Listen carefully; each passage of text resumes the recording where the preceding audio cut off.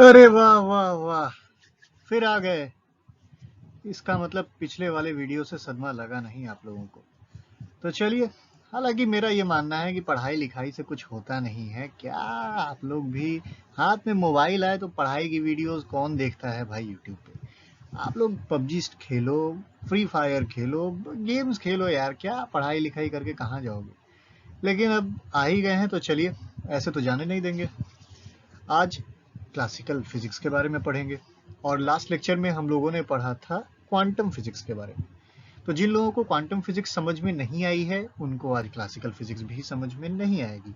तो चलिए, नहीं समझने की खातिर इस वीडियो को चालू करते हैं, और आज हम देखेंगे क्लासिकल फिजिक्स बच्चों के नज़रिए से। और हम सीखेंगे कि क्लासिकल फिजिक्स जो कि सबसे आप कह सकते हैं इनिशियल फिजिक्स थी, वो कैसे चालू हुई और उसका इतिहास कहाँ जाता है। क्लासिकल फिजिक्स सबसे पुरानी साइंस कहलाता है। नाम से ही पता चल गया भाई, क्लासिकल यानी कि शास्त्रीय। यानी हर चीज़, आप शास्त्रीय संगीत के बारे में जब बात करते हैं तो इसका मतलब होता है जो पुराने, जो फाउंडेशनल म्यूजिक होता है, जिसमें आप सुरों के बारे में स्टडी करते हैं, और जहाँ से बाकी पॉप रॉक और ये सारे टाइप के म्यूजिक की आपको बेसिक्स मिलती है, वो क्लासिकल म्यूजिक होता है। हर म्यूजिशियन किसी भी म्यूजिक फॉर्म को सीखने से पहले क्लासिकल म्यूजिक में वेल ट्रेंड होता है। तो अगर आपको एक सच्चा फिजिसिस्ट बनना है, एक अच्छा साइंटिस्ट बनना है, तो आपको क्लासिकल फिजिक्स की पकड़ बहुत स्ट्रांग होनी चाहिए। आपकी क्लासिकल फिजिक्स दिमाग में ऐसी घुसी होनी चाहिए जैसे कि आपका नाम, पता और मम्मी पापा का नाम होता है। तो चलिए शुरू करते हैं इसी बात पे, क्लासिकल फिजिक्स फॉर किड्स। और अगर ये वीडियो अच्छा लगे तो इसको लाइक कीजिए, अपने फ्रेंड्स के साथ शेयर कीजिए, चैनल को सब्सक्राइब कीजिए और करवाइए, और बेल बटन दबाइए ताकि नोटिफिकेशंस आपके पास सबसे पहले पहुंचे। तो चलिए शुरू करते हैं क्लासिकल फिजिक्स फॉर किड्स।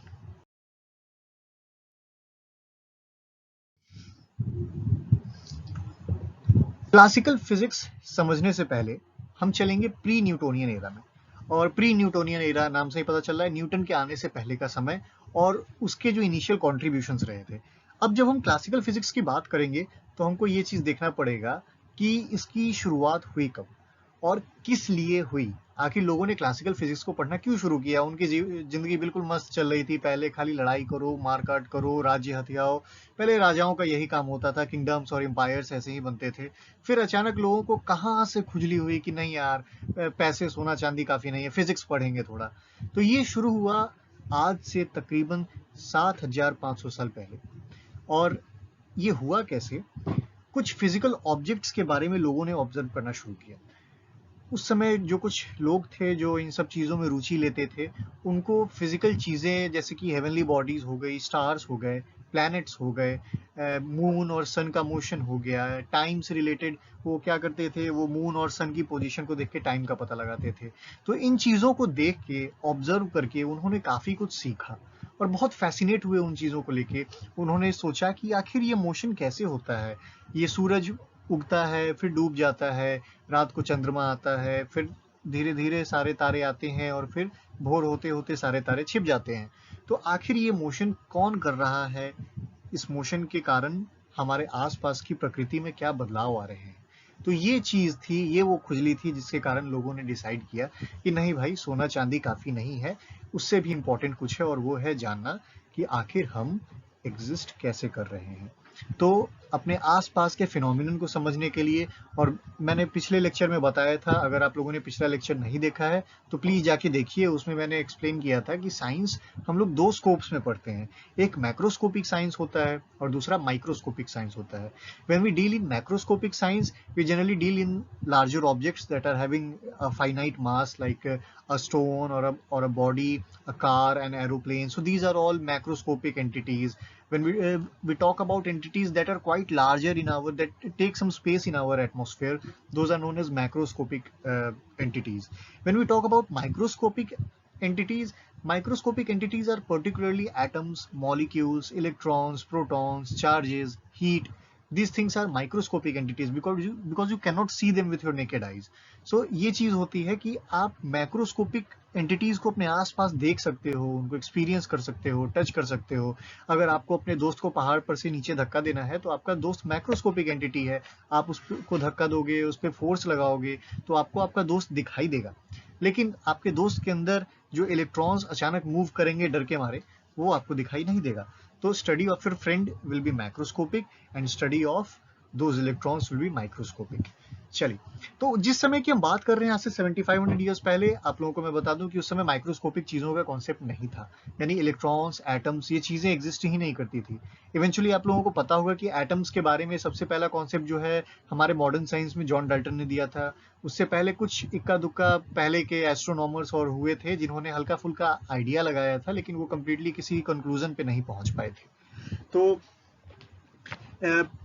हमारा जो क्लासिकल फिजिक्स था वो आज से तकरीबन 7500 साल पहले शुरू हुआ, और वो इसलिए शुरू हुआ क्योंकि उस समय के कुछ लोग हेवनली बॉडीज और उनके इफेक्ट ह्यूमन लाइफ पे क्या थे उनको स्टडी करने में बहुत ही इच्छुक थे।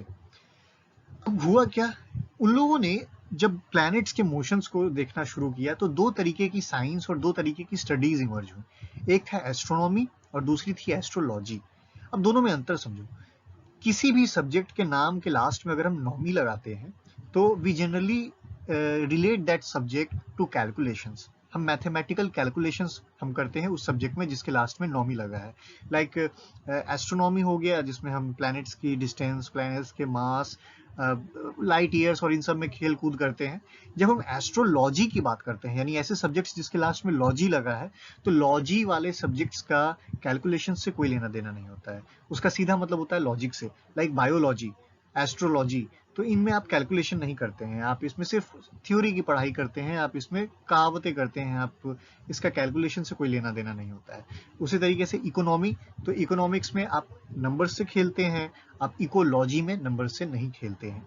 तो इस तरीके से आपको ये चीजें पता होनी चाहिए कि नॉमी और लॉजी में क्या अंतर होता है जब हम लोग सब्जेक्ट्स को नेम करते हैं। तो जैसा कि मैंने अभी बताया कि प्लैनेट्स का मोशन ऑब्जर्व कर रहे थे लोग, और उससे दो तरीके की साइंस निकल के आई, एक थी एस्ट्रोनॉमी और दूसरा था एस्ट्रोलॉजी। एस्ट्रोनॉमर्स और एस्ट्रोलॉजर्स दोनों सेम चीजों को ही देख रहे थे, दोनों सेम प्लैनेट्स को देख रहे थे, सेम स्टार्स को देख रहे थे, उसी मून को देख रहे थे, उसी सन को देख रहे थे, लेकिन उनके इंटरप्रेट करने का तरीका बहुत अलग था। एस्ट्रोनॉमर्स उसके वेट, मास, पोजीशन, इन चीजों का पता लगा रहे थे। एस्ट्रोलॉजर्स उनके इफेक्ट का पता लगा रहे थे कि भाई मेरे मेरे मेरे चंद्रमा पे अगर राहु है, अगर मेरे ऊपर शनि की साया है, मंगल की माया है, तो इन चीजों का मेरे लाइफ पे क्या असर पड़ेगा। तो ये डिफरेंस था, और दोनों में काफी कॉन्फ्लिक्ट्स भी थे, और आज भी कॉन्फ्लिक्ट्स हैं। आप अगर कभी सूर्य ग्रहण या चंद्र ग्रहण होने वाला हो और आप कभी न्यूज चैनल लगा के देख लो, तो किसी एस्ट्रोनॉमर को बैठा के रखेंगे जो साइंटिस्ट है, जो प्लैनेट्स की स्टडी करता है, और एक तरफ किसी पंडित को बैठा देंगे, सुबह सुबह कोई बाबा आते हैं आपके राशिफल बताने के लिए, और दोनों में कॉन्फ्लिक्ट चलता है। दोनों अपने अपने पीओवी, जिसको हम पॉइंट ऑफ व्यू कहते हैं, कंफ्यूज मत होना, तो दोनों अपने अपने पॉइंट ऑफ व्यू को रखते हैं और दोनों झगड़ते हैं। एक कहता है कि नहीं मेरी एस्ट्रोनॉमी ज्यादा परफेक्ट है, वो बहुत ही प्रिसाइज है। दूसरा कहता है ऐसे कैसे कह सकते हो, एस्ट्रोलॉजी आपको धर्म से कनेक्ट करता है और इन चीजों से कनेक्ट करता है। दोनों अपनी अपनी जगह सही हैं, दोनों सेम चीजों को देख रहे हैं, सेम बुक्स पढ़ रहे हैं, लेकिन चीजों को अलग तरीके से इंटरप्रेट कर रहे हैं। दोनों का फ्रेम ऑफ रेफरेंस बहुत अलग है। तो ये चीजें आपको ध्यान रखनी है। सेकंड, ग्रीस और इंडिया दो बहुत बड़े मेजर कंट्रीब्यूटर्स थे प्राइमोर्डियल मैथमेटिक्स और साइंस में। प्राइमोर्डियल यानी पुरातन, यानी जो बिल्कुल अभी नया नया डेवलप हो रहा हो, नवजात जिसको कहते हैं। तो प्राइमोर्डियल मैथमेटिक्स और साइंस जब शेप ले रहा था, तो उस समय दो पोर्शंस का बहुत इंपॉर्टेंट कॉन्सेप्ट कंट्रीब्यूशन रहा था। एक था ग्रीस और एक था इंडिया। ग्रीस से पाइथागोरस निकले, एरिस्टोटल निकले, आर्किमिडीज निकले, ऐसे बहुत सारे नाम हैं जो आपको ग्रीक पीरियड से मिलेंगे। और दूसरा था इंडिया, जिसमें आपको आर्यभट्ट मिलेंगे, और ऐसे बहुत सारे नाम मिलेंगे आपको जिन्होंने बहुत इंपॉर्टेंट कॉन्ट्रीब्यूशंस दिए थे उस समय के स्टार्टिंग फेज जब था हमारे मैथमेटिक्स और साइंस का तब। हालांकि बेबीलोनियंस का भी बहुत कॉन्ट्रीब्यूशन रहा है। आप इजिप्ट चले जाएंगे तो इजिप्शियंस भी बहुत ज्यादा इन चीजों को अडॉप्ट कर चुके थे उस समय तक। लेकिन हम इन दो एरियाज की बात कर रहे हैं, इन दोनों ने बहुत ही मेजर कॉन्ट्रीब्यूशंस दिए थे क्योंकि इन्होंने थ्योरीज दी थी, इन्होंने डीप स्टडी की थी। लेकिन फिर हुआ क्या, रोमन एम्पायर का डिक्लाइन हो गया, और रोमन एम्पायर के डिक्लाइन होने के बाद साइंस का डार्क एज आ गया। रोमन एम्पायर को चर्चेज ने हरा दिया, जो कैथोलिक पावर्स थी उन्होंने रोमन एम्पायर को गिरा दिया। और उन्होंने जब चर्चेज इस्टेब्लिश किए, यानी यूरोपियन कॉन्टिनेंट में, और अपने इधर आए, अपने एशियन और मिडिल ईस्टर्न कंट्रीज में जब वो क्रिश्चियंस का इन्फ्लुएंस आया और जब उन्होंने चर्चेज सेटअप किए, तो एक समय ऐसा था, आप हिस्ट्री में पढ़ेंगे, कि चर्चेज बहुत ही पावरफुल ऑर्गेनाइजेशन होता था। और चर्चेज क्योंकि वो आपको धर्म के बारे में पढ़ाते थे, और साइंस और रिलीजन कभी सेम पेजेस पे आज तक नहीं रहे हैं। कभी भी साइंस रिलीजन को सपोर्ट नहीं करता है। आप हमेशा देखेंगे कि साइंस कुछ ना कुछ ऐसे कॉन्क्लूजन्स देता है जो रिलीजन एक्सेप्ट नहीं करता है। आप आज भी देखोगे तो बहुत सारे ऐसे आपको एग्जाम्पल्स मिल जाएंगे। आप गौमूत्र से और गोबर से आप कोरोना वायरस को ठीक करने की बात करते हैं, और क्या क्या अजीब अजीब बातें की जाती हैं जिसमें हम लोग नॉनसेंस चीज़ों को डिस्कस करते हैं। हम धर्म के बारे में बात करते हैं। रिसेंटली अभी न्यूज़ में चला था कि राम मंदिर बनने से कोरोना वायरस खत्म हो जाएगा। तो आई होप ये सच हो। मेरा तो खैर यही मानना है कि जितनी जल्दी ये एपिडेमिक दुनिया से खत्म हो जाए अच्छा है। लेकिन आप खुद सोच सकते हैं कि क्या ऐसा होगा, क्या ऐसा पॉसिबिलिटी है कि किसी मंदिर या मस्जिद के बन जाने से कोई बीमारी या कोई पैंडेमिक दुनिया से चला जाए? ऐसा नहीं होता है। लेकिन फिर भी ऐसे बहुत सारे लोग हैं दुनिया में जो चर्चेज, टेम्पल्स और मॉस्क के पावर में बिलीव करते हैं, बिल्कुल अंधे होकर बिलीव करते हैं, और ये मानते हैं कि साइंस जवाब नहीं दे पाता है।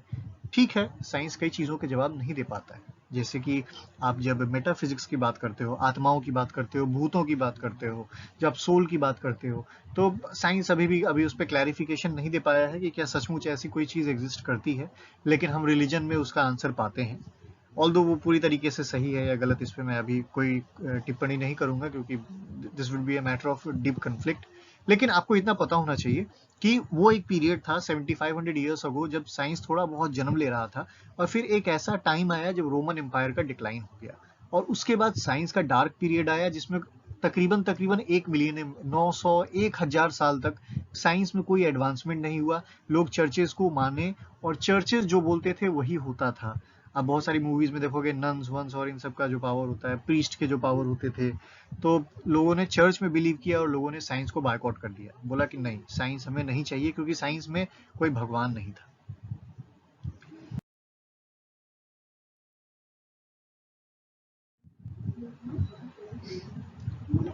अगली चीज, rebirth of science and shift in thinking. अब हम चलते हैं उस समय जब 1000 साल बाद साइंस पैदा हुआ दोबारा, रिबर्थ। और इस रिबर्थ ऑफ साइंस से रिलेटेड मैंने पूरा पूरा एक वीडियो डाल रखा है, जिसमें मैंने बताया है कि साइंस का रिबर्थ किस पीरियड में हुआ था। तकरीबन 14वीं शताब्दी में रिनाइसेंस की शुरुआत हुई थी। रिनाइसेंस का मतलब होता है रीबर्थ, एक फ्रेंच वर्ड है रिनाइसेंस जिसका मतलब होता है रीबर्थ, यानी कि पुनर्जन्म।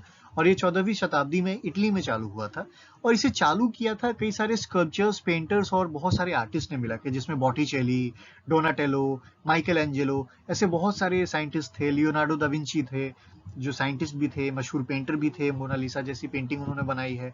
तो ये सब आसपास इटालियन स्कल्पचर्स, पेंटर्स और आर्टिस्ट मिलेंगे जिन्होंने रिनाइसेंस को पैदा किया, और लोगों के बीच में जो साइंटिफिक टेम्परामेंट था उसको वापस लेके आए। लोगों को ये बताया कि रिलीजन ही एक ऑप्शन नहीं है, क्योंकि रिलीजन में बहुत सारे डॉगमास होते थे, स्टीरियोटाइप होता था, बहुत सारा अंधविश्वास है हमारे रिलीजन में जो अभी भी प्रिवेल करता है। और उसको चैलेंज कौन करता है? साइंस चैलेंज करता है। तो उन इटालियन स्कल्पचर्स और साइंटिस्ट ने क्या किया, साइंस को फिर से पैदा किया, रिबर्थ कराया साइंस का, और उन्होंने बताया कि एक और अल्टरनेटिव है आपके क्वेश्चंस के आंसर फाइंड करने का, और वो है साइंस। तो 14वीं शताब्दी में रिनाइसेंस चालू हुआ इटली में, और 17वीं शताब्दी तक चला। इस बीच में बहुत सारे साइंटिफिक एविडेंसेस लोगों को मिले, और बहुत सारे ऐसे पुरानी थ्योरीज थी और स्टीरियोटाइप थे जो खत्म कर दिए गए, बर्खास्त कर दिए गए। जिसमें से कुछ है फ्लैट अर्थ थ्योरी, जो मैगलन ने रिजेक्ट की थी, धरती का चक्कर लगाया था। हेलियोसेंट्रिक थ्योरी जो कि केपलर ने रिजेक्ट की थी। निकोलस कॉपरनिकस की वो थ्योरी थी जिसमें उन्होंने बोला था कि सन हमारे यूनिवर्स का सेंटर है, तो केपलर ने बोला कि सन हमारे यूनिवर्स का सेंटर नहीं है, हमारे सोलर सिस्टम का सेंटर है, और प्लैनेट्स उसके आसपास एलिप्टिकल ऑर्बिट्स में रिवॉल्व करते हैं। प्रेजेंस ऑफ डिविनिटी, भगवान के प्रेजेंस के बारे में चैलेंज किया डाविंची और बहुत सारे ऐसे अदर साइंटिस्ट रहे थे। और उसमें भी सबसे इंपॉर्टेंट था आइजैक न्यूटन का आना और ग्रेविटी और फोर्सेस के बारे में बताना। तो अब यहाँ से हम देखेंगे कि आइजैक न्यूटन ने क्या कॉन्ट्रीब्यूशंस दिए, और अब हम लोग जानेंगे कि न्यूटन के इंपॉर्टेंट कॉन्ट्रीब्यूशंस क्या हैं। तो आप देख सकते हो बहुत सारे इंपॉर्टेंट फील्ड्स थे मैथमेटिक्स और साइंस के जो इस पीरियड में निकल के आए, जैसे कि एरिथमेटिक, जो प्लस माइनस करते हैं हम लोग आज, single variable calculus, geometry, algebra, trigonometry, probability theory, ऐसी बहुत सारी चीजें थी जो मैथमेटिक्स में उस समय इमर्ज हुई। और फिर यूनिफिकेशन हुआ मैथमेटिक्स और जनरल साइंस का। ये हम आगे डिस्कस करेंगे, यूनिफिकेशन का मतलब क्या होता है और किस तरीके से मैथ्स और साइंस आपस में आके यूनिफाइड हो गए। ये फ्लैट अर्थ है। पहले लोग मानते थे कि अर्थ ऐसा ही है, आप बहुत दूर जाओगे तो टपक के नीचे गिर जाओगे कहीं, लेकिन फर्डिनेंड मैगेलन ने धरती का चक्कर लगाया था 1526 और अराउंड समथिंग में, और उन्होंने बोला था कि अर्थ फ्लैट नहीं है, अर्थ राउंड है।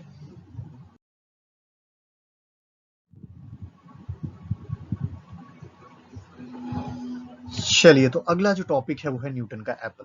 बहुत ही इनफेमस एप्पल है, और ऐसा कहा जाता है कि न्यूटन एक सेब के पेड़ के नीचे बैठे हुए थे और अचानक उनके सिर पे एक एप्पल गिरा, और न्यूटन ने अचानक सोचा कि अरे, सेब नीचे क्यों गिरा, सेब ऊपर क्यों नहीं गया, सेब लेफ्ट क्यों नहीं गया, सेब राइट क्यों नहीं गया।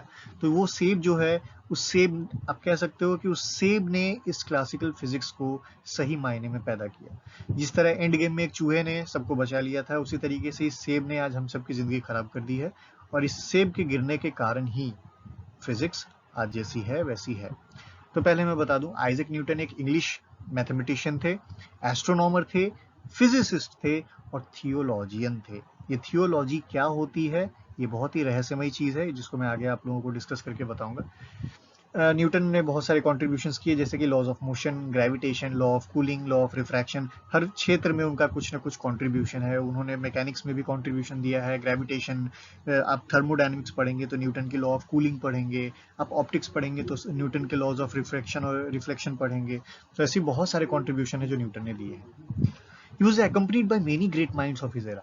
बहुत सारे ऐसे फेमस साइंटिस्ट थे जो न्यूटन के समय में रह रहे थे अलग अलग कंट्रीज में और अपने कॉन्ट्रीब्यूशन दे रहे थे। तो आप कह सकते हैं कि न्यूटन एक ऐसे समय में पैदा हुए जब उनके ऊपर बहुत ज़्यादा पीयर प्रेशर था, उनके आसपास के जो पार्टनर्स थे वो बहुत नई नई डिस्कवरीज कर रहे थे, तो न्यूटन को भी कुछ ना कुछ करना ही था। मैं आपको बता दूं, जिस साल गैलीलियो मरे थे उसी साल न्यूटन पैदा हुए थे। तो गैलीलियो को फादर ऑफ हम लोग मॉडर्न साइंस कहते हैं, फादर ऑफ क्लासिकल मैकेनिक्स कहते हैं, क्योंकि गैलीलियो के एक्सपेरिमेंट्स को ही बाद में न्यूटन ने ऑब्जर्व किया और उस पर अपनी थ्योरीज दी। कुछ ऐसे नाम है, पास्कल, ब्लेस पास्कल का नाम आपने सुना होगा, पास्कल्स लॉ ऑफ ट्रायंगल पढ़ा होगा, पास्कलिन का इन्वेंशन किया था उन्होंने। रेने डेकार्टे, जिन्होंने कार्टेशियन सिस्टम और कार्टेशियन कोऑर्डिनेट्स को डिवाइस किया था। विल्हेम गॉटफ्रीड लेबनीज, लेबनीज ने लेबनीज कंप्यूटर बनाया था, और इनके भी बहुत सारे इंपॉर्टेंट कॉन्ट्रीब्यूशन है मैथमेटिक्स में। गैलीलियो, जिनके फिजिक्स में और मैथमेटिक्स में बहुत इंपॉर्टेंट कॉन्ट्रीब्यूशन है, और उनको फादर ऑफ मॉडर्न साइंस भी कहते हैं। हाँ, तो चलिए सेब की स्टोरी देखते हैं। सेब गिरा लेट 1666 में, जब इंग्लैंड में बुरी तरीके से प्लेग आया हुआ था और सारी कॉलेज और यूनिवर्सिटीज को शट डाउन कर दिया गया था। न्यूटन ट्रिनिटी कॉलेज, लंदन के ट्रिनिटी कॉलेज के स्टूडेंट थे, और न्यूटन के वैकेशन चले थे, जैसे अभी आप सबके वैकेशन चल रहे हैं इस कोरोना वायरस के कारण। अब आप सोच सकते हो, न्यूटन ने ग्रेविटी की खोज कर ली थी वैकेशन में, आप लोग क्या कर रहे हो, आप लोग मेरी वीडियो देख रहे हो। तो न्यूटन ने क्या किया था, वैकेशन में एक दिन वो दोपहर में एकदम ऐसे सुस्ती काट रहे थे किसी सेब के पेड़ के नीचे बैठे हुए, और अचानक उनके सिर पे आके एक सेब गिरा। ये सेब गिरा, तो चूंकि न्यूटन उस समय बहुत कम एज के थे, बहुत यंग थे, तो उनके दिमाग में ये बात अचानक हिट की कि आखिर वो कौन सी चीज है जो इस सेब को मेरी तरफ अट्रैक्ट कर रहा है, आखिर ये मेरे ऊपर ही क्यों गिरा, और क्या यही वो चीज है जो अर्थ को मून की तरफ अट्रैक्ट कर रहा है और हम सबको सन की तरफ अट्रैक्ट कर रहा है, या क्या कोई ऐसी चीज है जो हम लोग एक दूसरे को भी अट्रैक्ट कर रहे हैं, क्या कोई ऐसी चीज है। और आगे चल के न्यूटन ने स्टडी की, और उन्होंने लॉज ऑफ मोशन को फॉर्मुलेट किए, और उन्होंने इस अट्रैक्शन को भी फॉर्मुलेट किया, जिसको उन्होंने नाम दिया ग्रेविटेशन। और इसी ग्रेविटेशन को हम लोग आगे पढ़ते हैं। फाइनली यही वो कॉन्सेप्ट थे जिन्होंने साइंस के फाउंडेशन को रखा, साइंस की नींव रखी, और आज हम जिस तरीके से क्लासिकल मैकेनिक्स पढ़ते हैं ये बिल्कुल उसी तरीके से है।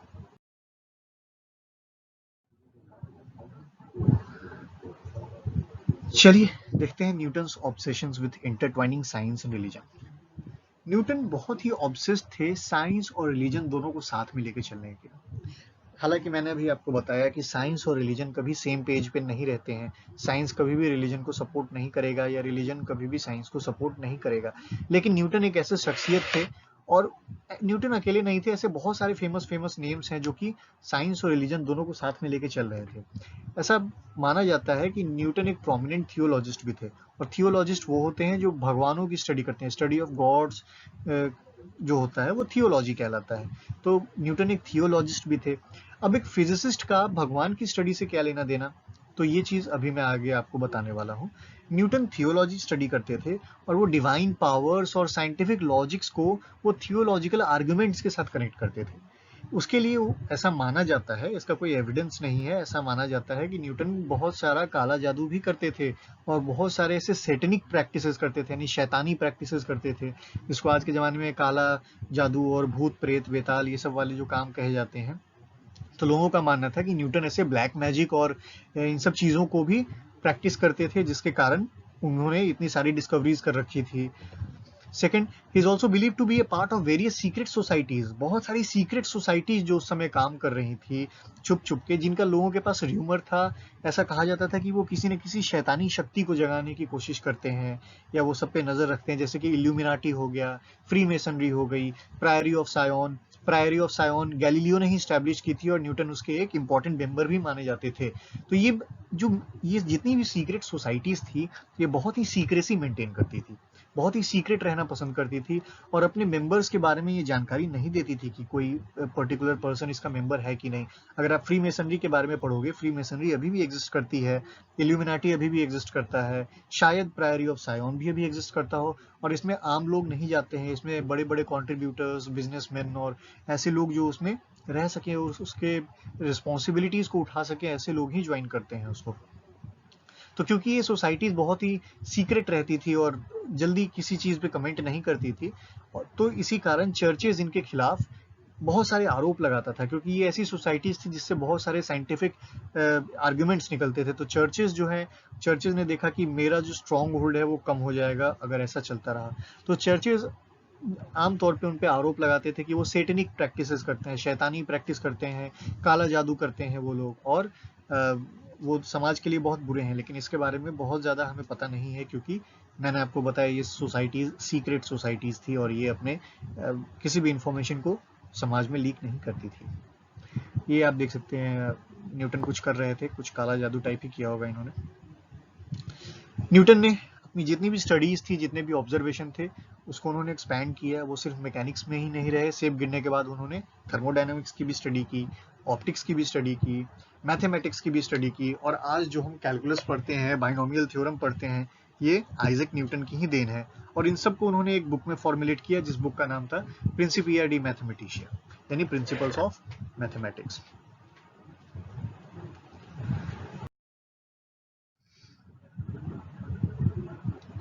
चलिए, तो अब देखते हैं प्लूरलिज्म ऑफ साइंस, जो कि हमारा आखिरी स्लाइड है और यहाँ पे हम वीडियो को खत्म करेंगे। प्लूरलिज्म का मतलब होता है यानी एक सिंगल ऑब्जेक्ट से बहुत सारे ऑब्जेक्ट्स बन जाना। न्यूटन ने जिस तरीके से एक सिंगल क्लासिकल मैकेनिक्स की फाउंडेशन रखी, वहां से बहुत सारे साइंस निकल के आए। हम लोगों ने पिछले लेक्चर में क्वांटम फिजिक्स के बारे में डिस्कस किया था, जो अभी नया नया ही डेवलप हुआ है। लेकिन सिर्फ क्वांटम फिजिक्स ही नहीं, ऐसे बहुत सारे साइंस के ब्रांचेज हैं जो कि न्यूटन की उस डिस्कवरी के बाद बाहर निकल के आने लगे, क्योंकि फोर्सेस का कॉन्सेप्ट लोगों के हाथ में आ गया ना। तो फोर्सेस तो अलग अलग तरीके से एक्सपीरियंस करने लगे, हवा में फोर्स एक्सपीरियंस करने लगे, पानी में फोर्स एक्सपीरियंस करने लगे, करंट एक्सपीरियंस करना शुरू कर दिया लोगों ने, लाइट एक्सपीरियंस करना शुरू कर दिया। तो न्यूटन ने हर फील्ड में अपना कुछ ना कुछ योगदान दिया, और जिसके कारण जो लोगों की सोच थी वो अचानक खुल गई, और जिसके कारण बहुत सारे आगे चल के उनसे 100-150 साल बाद ऐसे साइंटिस्ट हैं जिन्होंने बहुत इंपॉर्टेंट कॉन्ट्रीब्यूशंस दिए, जिसमें जेम्स क्लर्क मैक्सवेल हैं जिन्होंने इलेक्ट्रोमैग्नेटिक थ्योरी और इलेक्ट्रोमैग्नेटिक इक्वेशंस दिए, माइकल फैराडे है, फ्रैंकलिन हो गए, फ्रैंकलिन ने इलेक्ट्रिसिटी को डिस्कवर किया था, निकोला टेस्ला हो गए, टेस्ला ने मैग्नेटिक कॉइल्स और इन सब से रिलेटेड बहुत सारे एक्सपेरिमेंट्स किए थे, एल्बर्ट आइंस्टीन हो गया, जिनके बारे में पिछले वीडियो में बहुत ज़्यादा डिस्कस कर चुके हैं हम लोग। तो ये वो लोग थे जिन्होंने क्लासिकल साइंस को electrics, electrodynamics, atomics, relativity, magnetism, इन सारी चीज़ों में इम्प्लॉय किया, सारी चीज़ों में यूज़ किया। तो अब क्या होने लगा कि न्यूटन ने जो मैटर के बारे में बात की, सेब के बारे में बात की, अर्थ और प्लैनेट्स के बारे में बात की, तो साइंटिस्ट ने अपनी अपनी फील्ड के हिसाब से चीज़ों को बाइफरकेट कर दिया। उन्होंने बोला कि ठीक है, बड़ी चीज़ों के बारे में अलग स्टडी करेंगे और छोटी चीज़ों के बारे में अलग स्टडी करेंगे। और जैसा कि मैंने बोला, माइक्रोस्कोपिक एंड मैक्रोस्कोपिक, हम लोगों ने साइंस को दो तरीके से पढ़ना शुरू कर दिया। एक था माइक्रोस्कोपिक साइंस, यानी सूक्ष्म चीज़ों का जो विज्ञान है, छोटी छोटी चीज़ों का, अणु, परमाणु, एटम्स, मॉलिक्यूल्स, तो ये सारी चीज़ें जो है वो माइक्रोस्कोपिक साइंस है।